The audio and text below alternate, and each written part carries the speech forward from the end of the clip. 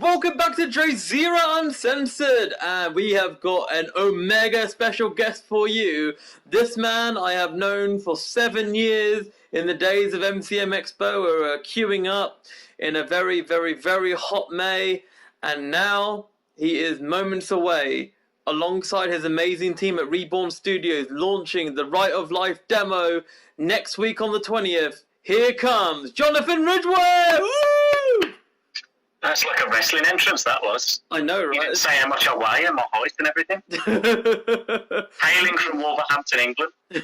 Coming in from Wolverhampton! Man, so how are you, man? I am fighting the good fight, still alive. Awesome. Coming along. DrayZera Uncensored, bringing you interviews, hot topics, and my uncensored opinion. Subscribe to DrayZera for all things podcasts, vlogs, spoken word videos, and so much more. Why would you go anywhere else?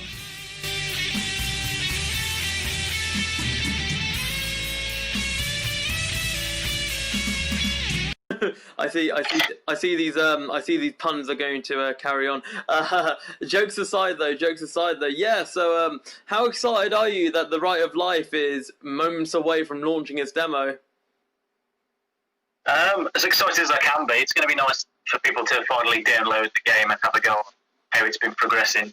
So I'm sort of excited, but it's also that nervousness as well that people actually enjoy it. There's always that anxiety. I follow you, man. End of the day, yourself and the rest of the team, you guys have worked so hard for this game, and obviously you really want to make sure that you just leave a good impression on as many people as possible, don't you?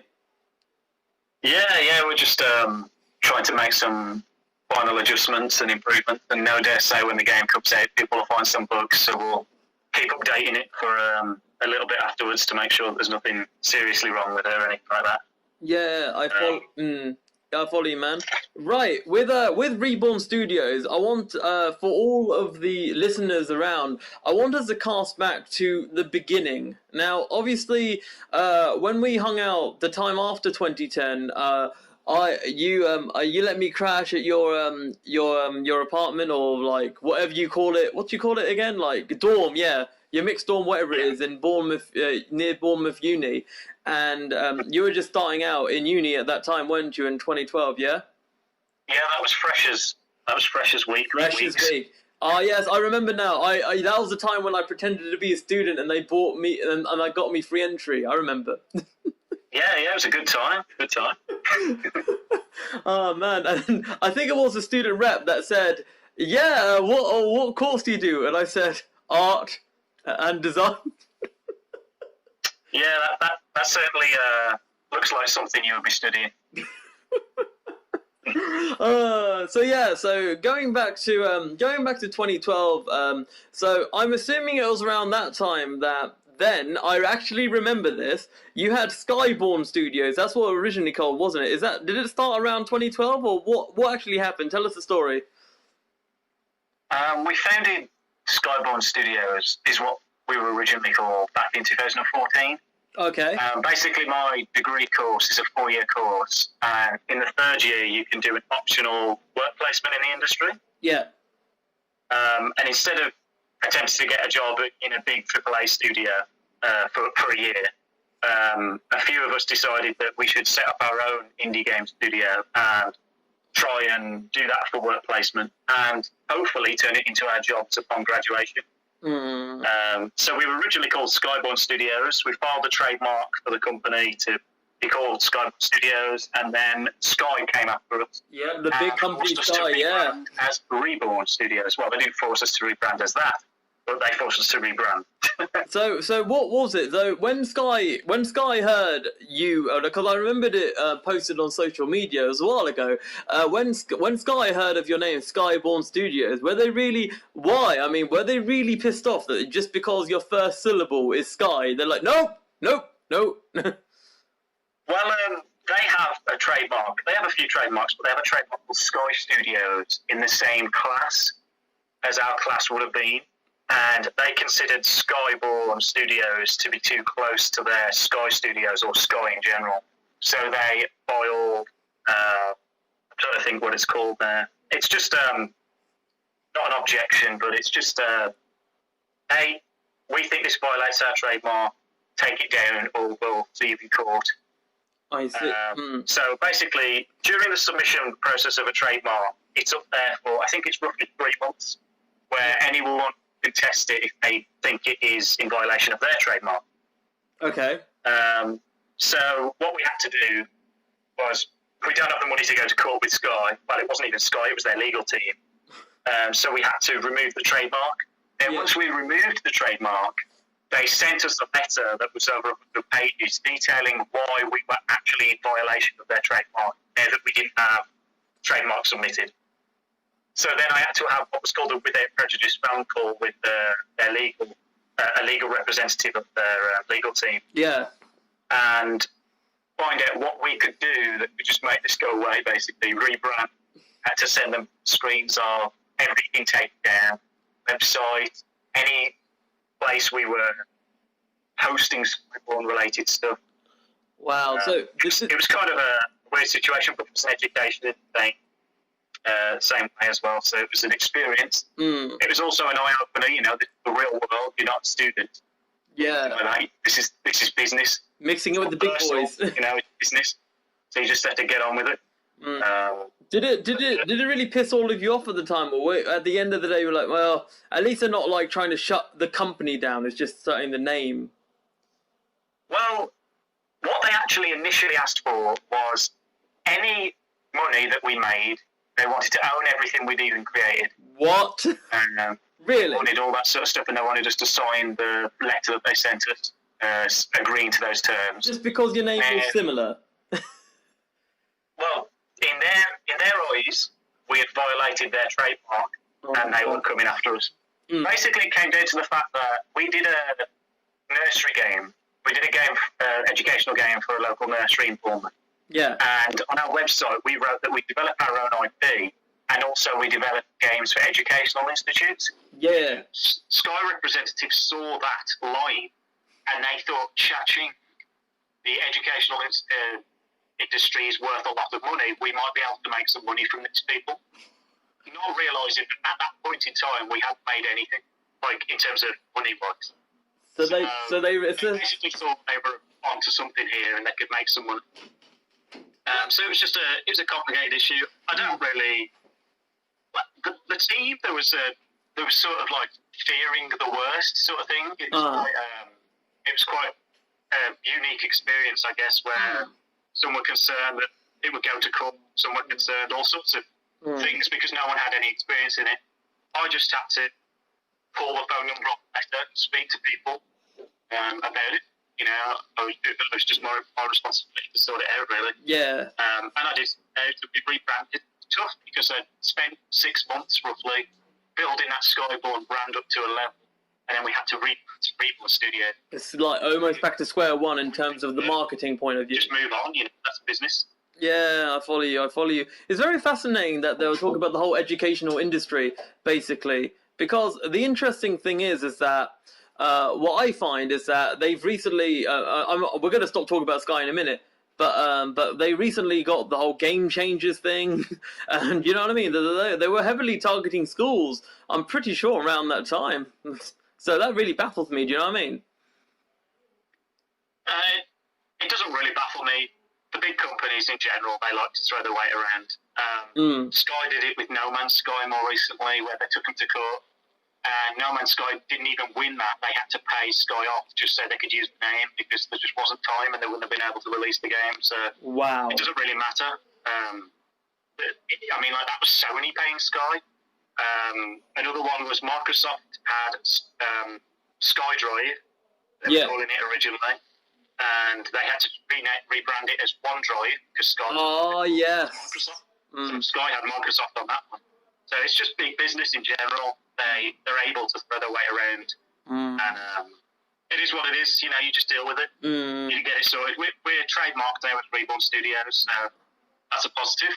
Yeah, absolutely. Well, no one can now steal Reborn. Ironically, years' time, if somebody were to steal your Reborn name, it's like, well, I now know how to sort this. Well, I mean, if someone were to set up something called Reborn Studio, we could, in the same class, we could certainly take them to court. We'd probably have a word with him and say, hey, we're trademarked as this name. You're in the same sector as us. Can you have a look at your name, please? It wouldn't be as threatening as Sky. Yeah. Oh no. I'm pretty sure. Something that's actually obstructing our own company brand, rather than someone who's got a similar name. You know, Yeah. someone's called something like Born Against Studios or something. I'm not going to go after them. I think. Jesus. It's just absolutely mental, right? Well, moving away from Sky before they file us a lawsuit, as if they'll listen to this. Yeah. So I was just reading up a bit of the bio of Reborn Studio. So, you basically you grew up, you started in Bournemouth, and basically, I was looking at the team. Like, you have yourself, you have a guy called Robert Thomas White. Yeah. And you've got Josh Watts. Are you still a 3-person team, or have you expanded since? We are a 3-person team. Wow, 3 people. In regards to Right of Life, we have a freelance composer. Oh yes. It's a lady from. I think she's based in Florida. Yeah, I've done a bit of research. She's based in America, isn't she? About Florida, I think, or can't remember what state. But I have no idea if you're up there. Sorry. The composer we have for Right of Life is based in Southampton. And how did it come about that you and her like collaborated together? The composer's a he. He's called Benedict Nicol. Okay. And I spoke to him on an indie game developers Facebook group. Okay. Originally, when we were going to do a game called Primus Venture, and we basically moved on to Right of Life, and we kept him on board with that sort of project. And I think his work's fantastic, so I'm excited for you to play the game and listen to it as you walk around or interact with the world. Yeah, that is so awesome, man. Well, looking into the game, so you have like quite a few key features. So you've got something called a player-driven open world. Now it says here that the progression throughout the game is defined by you. Now, when you say that, of course, it has a few lines there. Do you want to elaborate on that, where it says the progression throughout the game is defined by you? Because that is very, very interesting. Yeah, sure. So basically, the idea behind the game is that you start with a small encampment, and you go into the wilderness, the surrounding environments. In the demo, there's just the forest. And you fight monsters in turn-based combat, a bit like Pokemon. And when you defeat these monsters, you get gold, you get experience, and you also get materials. And these materials you bring back home, and they go towards leveling up the shopkeepers and your home. So you can turn your home from a small encampment into a Frostspring town, loads of villagers, lots of things going on, more things to do, somewhat. And you can also, the materials also level up the shopkeepers. If you bring back lots of meat, it'll level up the butcher, and more items will be available in the butcher's store, if that makes sense. Or if you bring back metal, the blacksmith will level up. He'll have more weapons and armor available. So it's kind of like there's a huge progression system with everything that you do. Now, when it's player-driven, I mean, the player straight up driving the economy of the game, the economy of your home, the development of the village, the development of yourself. And in terms of choosing your own objectives, you can choose to focus on leveling up your home. You can choose to focus on leveling up the shopkeepers. You can choose on focusing on level up yourself. You can choose on exploring the world, or you can choose on defeating the bosses, or you can do it all at the same time. It's entirely up to you. It's kind of there's not really a set specific objective that you must follow. You can decide to focus on different things as and when you please. It's kind of the mentality behind it. That is pretty awesome. So when you have this idea of a very open-ended world, because obviously we've now got games such as Skyrim, we've got a lot of MMOR, we've got lots of MMOs around, right? Yeah, obviously, just double check, would you class this game as an MMO? No, it's not online. It's a single-player experience. Okay. And would you consider putting this online in the future? Not the core mechanics. We've got a card game in the game that's a sort of mini game that you can do. We might at some point in the future make that card game sort of separate small title, and maybe that could have online play where you can play against other players. But that is just a big question mark at the moment. But I don't think Right of Life will feature online at all. I follow you. Well, with the Right of Life, when you gave me that description, I had a lot of feelings of various different games. Now, I feel firstly, Right of Life is very, very unique in its own right, which in this day and age is very hard to be innovative, in my opinion. Do you know what I mean?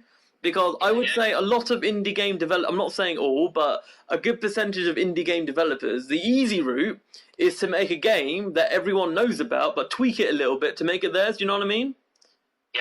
Yep. And with this, it feels a bit like, because when you mentioned about leveling up, like, designing your own place and all that kind of stuff, it reminds me only a little bit like Animal Crossing.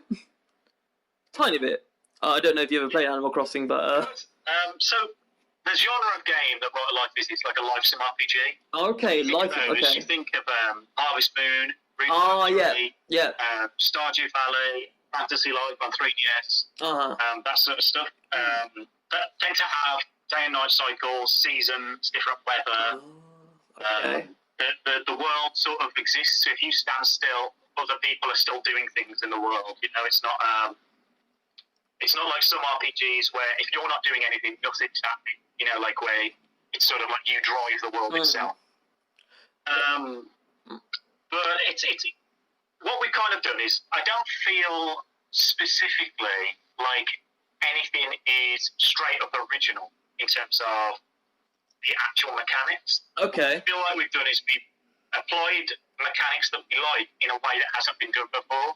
Right. So there's examples of games where you bring back materials and they level up things, right? There's examples of shopkeepers grading. There's examples of like economies growing by the player, but I don't feel like it's been approached in the way that we've approached it, and that's where our uniqueness, we hope anyway, comes. Okay. So it's kind of like innovating. It's not inventing, it's innovating. You know what I mean? But yeah, it's. Look, some of the games I drew inspiration from was Dark Cloud. All right. You've heard of Dark Cloud? Yeah, I've heard of Dark Cloud. Yeah. Monster Hunter. Yeah, I've played Monster Hunter. Yeah. I mean, the kind of mentality of the game. I was playing Monster Hunter at the time, and I was going out and doing these quests, like to gather materials or whatever. And I'd go into Monster, I'd go out somewhere, and I'd fight these monsters, or I'd go and gather bushes from a bed, like any bush or whatever. And I'd bring back these, and I'd complete the quest. I'd get some money. And then I might be able to craft a weapon myself or something, but I wouldn't see any change in the village when I brought it back. Like, this character has asked me to fetch this stuff because it's integral to the village, and then nothing has happened. And I was thinking, how cool would it be that if I was completing these quests, these characters were actually doing something with it, and the village was actually growing and developing because of my actions. And that was kind of where the mentality came from. And then I wanted to add that sort of Harvest Moon life sim aspect where the characters have they have sort of like things they do in the day. You see in Elder Scrolls as well, like Skyrim, the characters will go somewhere in the morning, they will be somewhere in the afternoon, they will do something on the evening. That sort of stuff, that life sim kind of thing, I wanted to implement in Right of Life as well because I felt like it was going to add a lot of depth to the game. Add lots of characters. Sort of stuff, it all links together in a roundabout way. The way.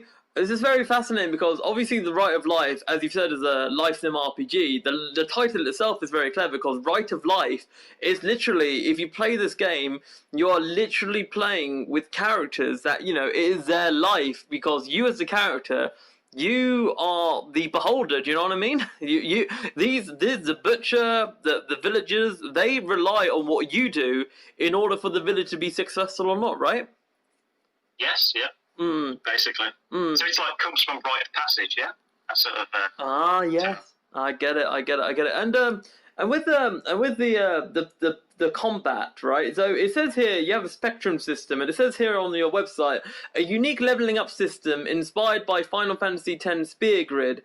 So for all those that are not aware of what the Spear Grid is, and obviously talking about the leveling up system with potential battles in that, do you want to elaborate on that? Yeah. So there's the spectrum system. It's based on the colour spectrum. So you have these primary colours, which are considered a route.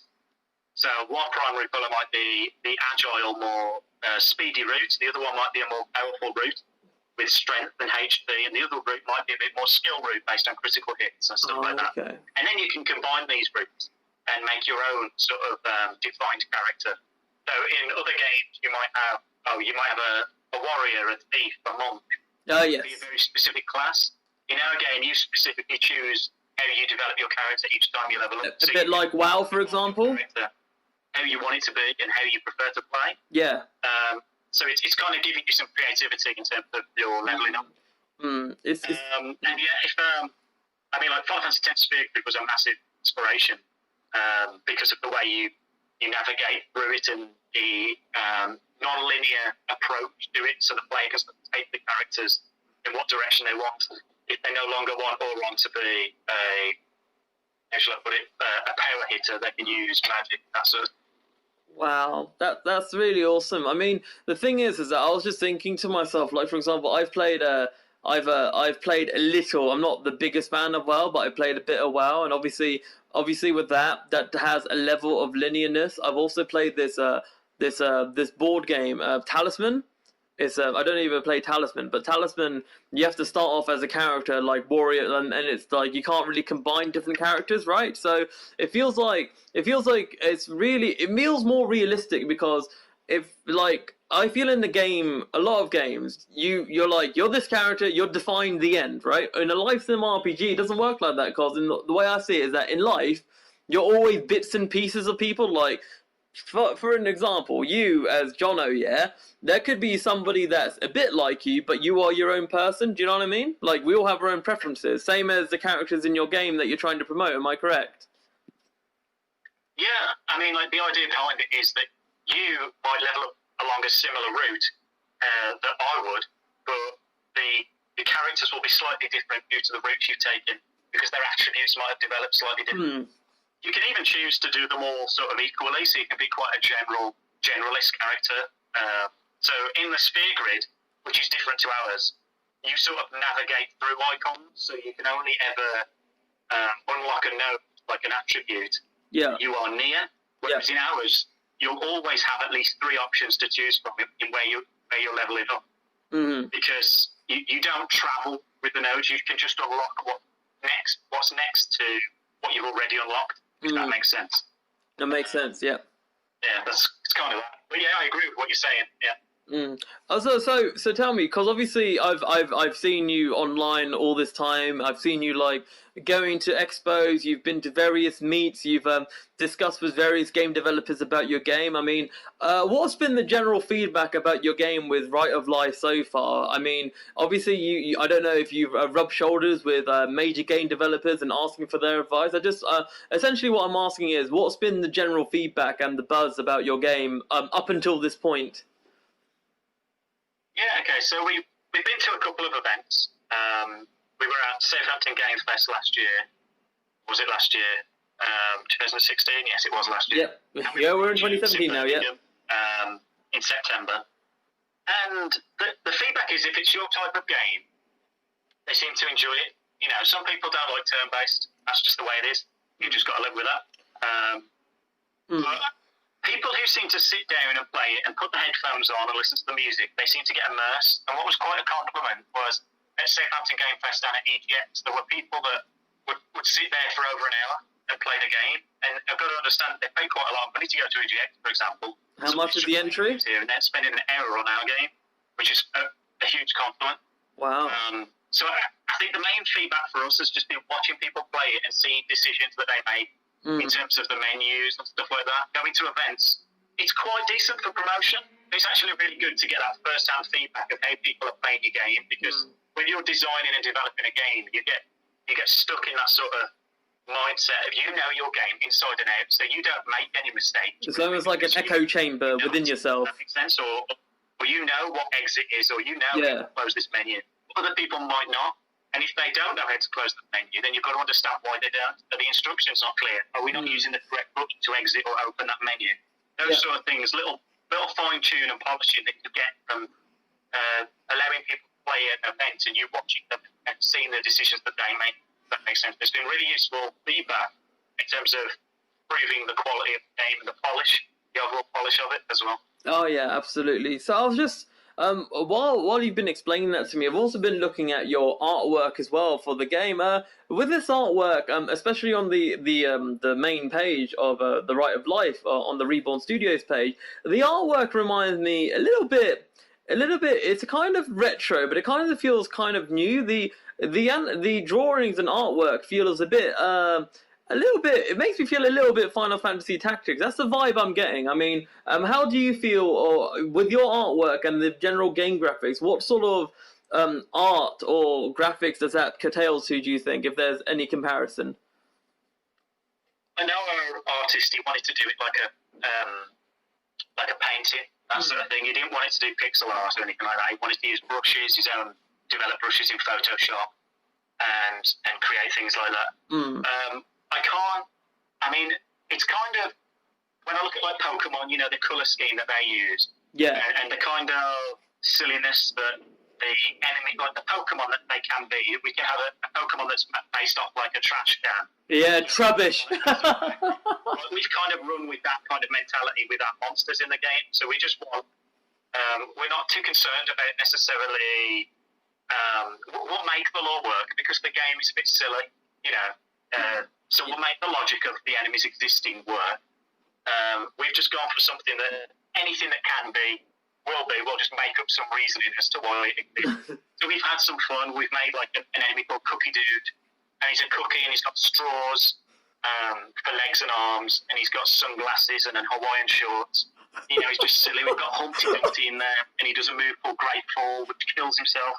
It's like the Kool-Aid guy's cousin. Silliness in there, but like all sorts of stuff that can be based off anything. Yeah.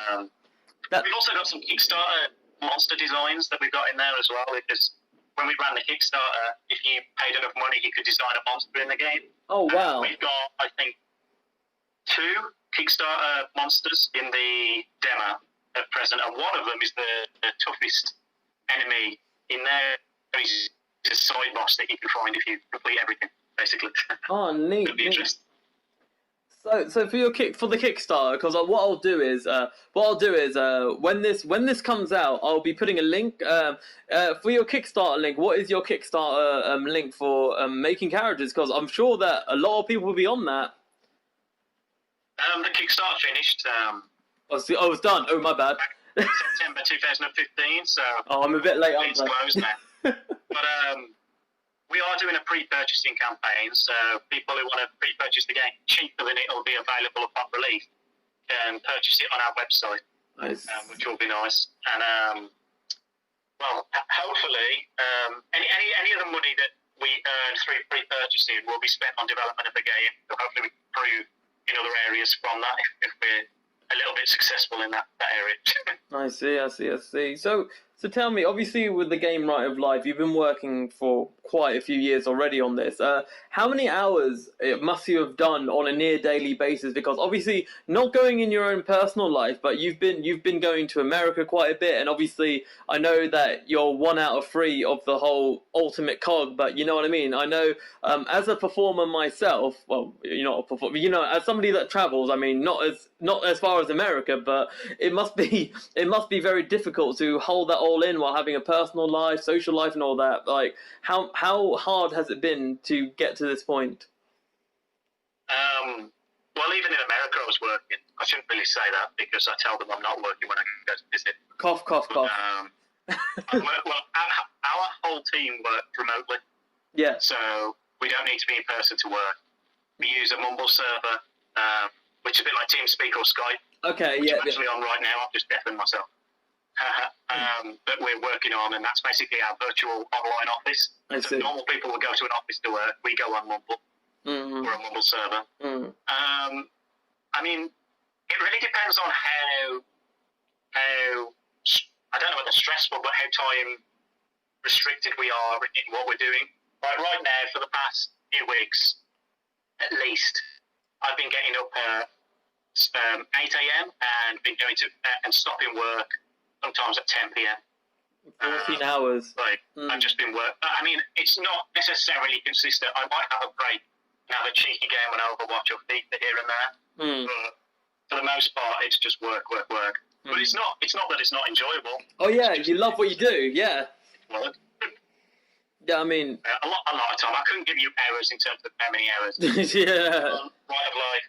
I think it was November 2014 we started it.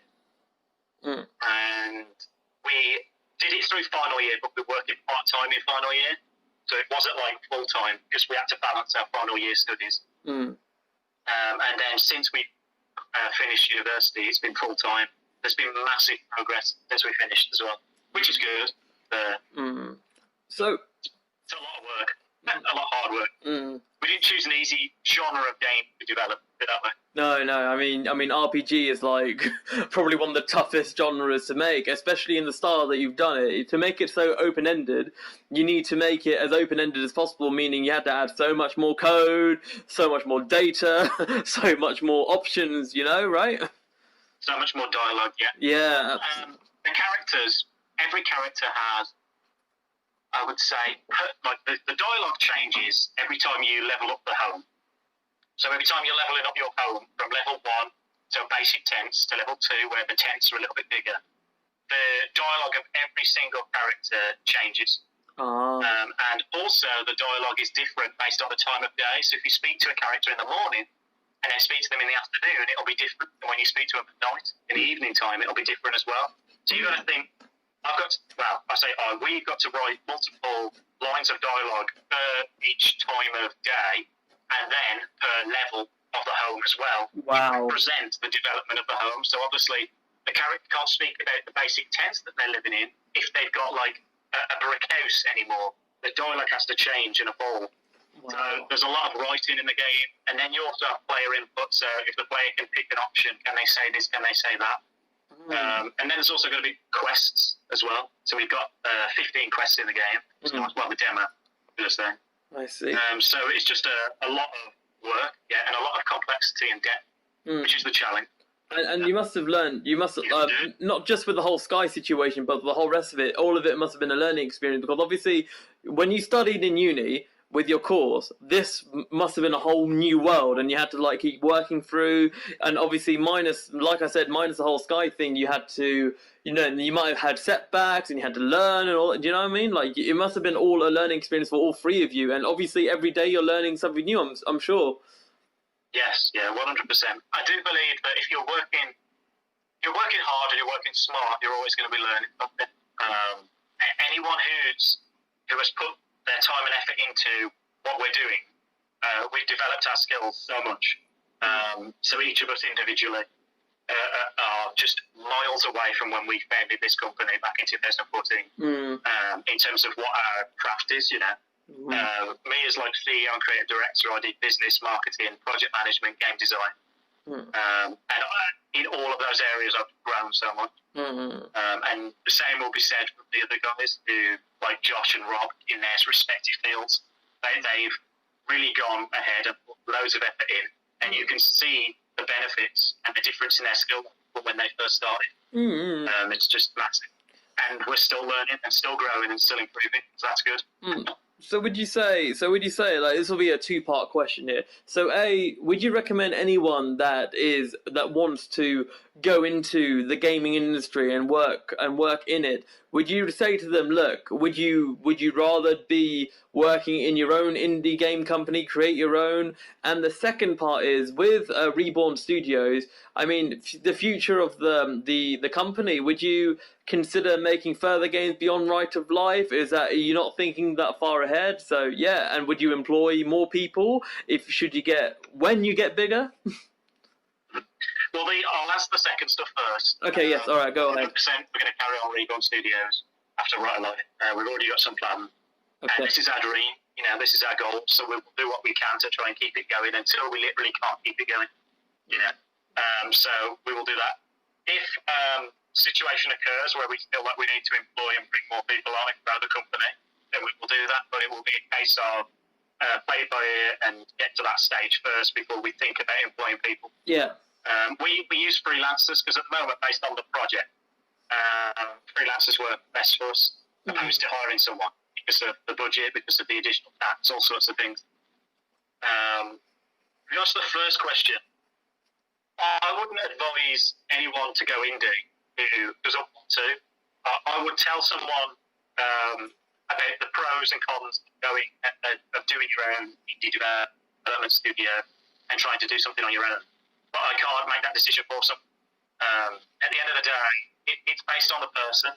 Some people want to go into AAA development. It means more to someone else to be a 3D artist modeling cars at Rockstar than it does to be an indie developer in a three-man team making an enormous amount of decisions. Yeah. You know, and there's nothing wrong with either. You know, as long as it works for you. So all I would ever tell someone if they're asking questions about it is I would answer the questions honestly in terms of what it takes to be one, what you've got to do, things you've got to think about. Ultimately, it's their decision, and I wouldn't try and persuade someone to do it. I would just they've got to make the decision themselves, if that makes sense.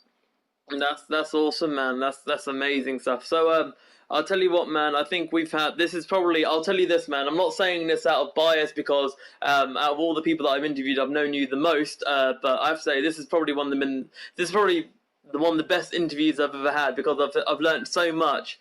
And even though I'm a Sky customer, I may scratch my head a little bit about the company. But then again, business is business, man. So I really thank you for your time, man.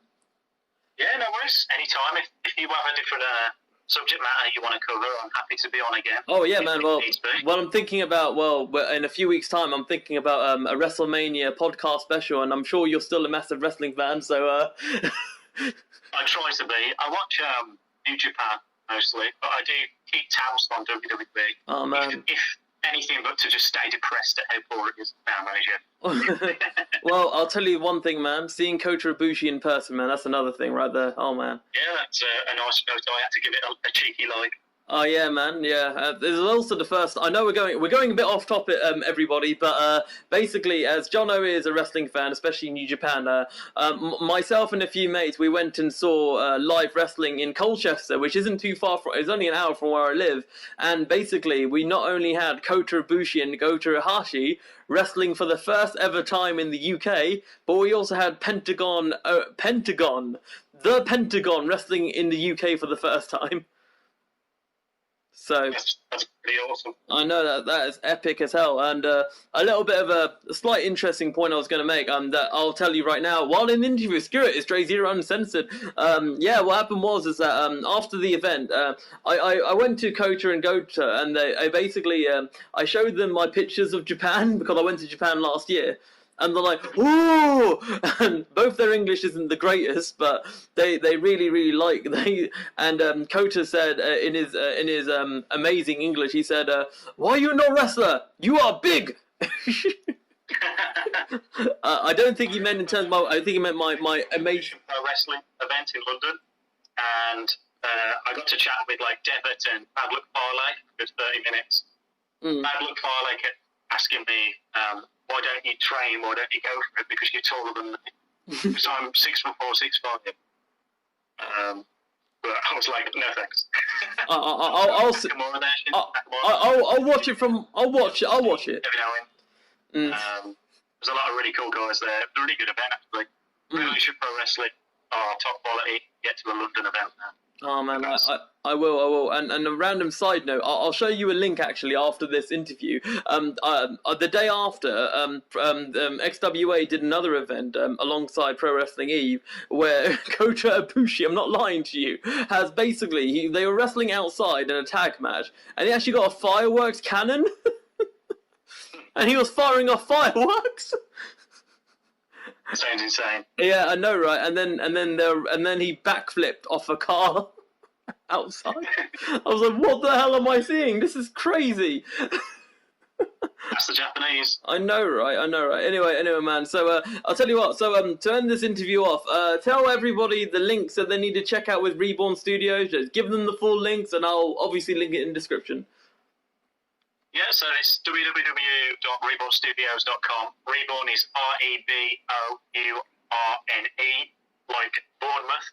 Or Bloodborne. That's sort of paying homage to where we founded the company. Ah, I see, yeah. You can find Reborn Studios on Facebook and Right of Life has its own page on Facebook. Right of Life is RITE, of life, like Rite of Passage, that spelling. Yeah, and we're also on Twitter at Rite of Life Game and at Ridgway Studios, and I am at John L. Ridge on Twitter as well. So free to ping me a message if needs be. That's basically it. That's the whole shebang. Awesome, man. Awesome, man. Well, man, thank you very much for your time, man. And I'm sure we'll catch up soon, man. I actually realized we haven't seen each other in flipping 5 years. I know it's been a while. I know, man. It's been half a decade. I've been through puberty since. Sorry? I've been through puberty since. Oh, shoot, man. Man. I've noticed you went through a boy to a chiseled man, man. I mean, you got the handsome Rusev look now. Well, that's it, isn't it? It is. It is, man. Well, I'll tell you this, and on a very smaller note, I know it's not a slight dig at all, but at least you're doing far better than Villa. Well, who isn't? I think Sutton United are doing better than Villa. Sutton United. Well, to be fair, at least they don't eat the pies. Well, yeah. All right, man. Cheers for your time. I appreciate it, man. All the best, mate. Have a good day. All right, cheers, man. Cheers. Right, thank you very much, Jono. That was epic. That was awesome. That was hotter than Nigella's cooking on acid.